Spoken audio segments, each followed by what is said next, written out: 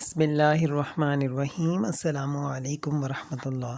دوستو، آج کی ویڈیو دیکھنے کو تو ایک چھوٹا سا واقعہ ہے جو میں آج آپ سے شیئر کروں گا سب سے پہلے، اور اس کے بعد آپ کے سامنے ایک بہت اہم بات بھی رکھوں گا۔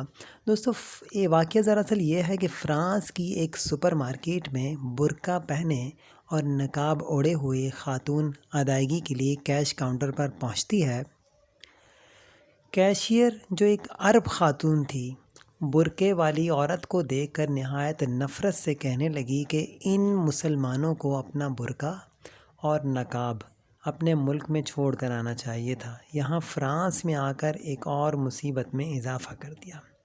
برقعے والی خاتون نے اپنا نقاب اٹھایا۔ یہ فرانسیسی نقوش والی گوری تھی۔ اس نے عرب خاتون سے مخاطب ہو کر کہا، میں عیسائیت سے اسلام میں داخل ہوئی ہوں۔ میں اصل اور نسل سے فرانسیسی ہوں اور فرانس میرا وطن ہے۔ تم لوگ باہر سے یہاں آئے ہو۔ تم نے اپنا دین بیچ دیا، یعنی کھو دیا، اور ہم نے خرید لیا۔ دوستو، دیکھا جائے تو آج ہم مسلمانوں کا حال بھی یہی ہے۔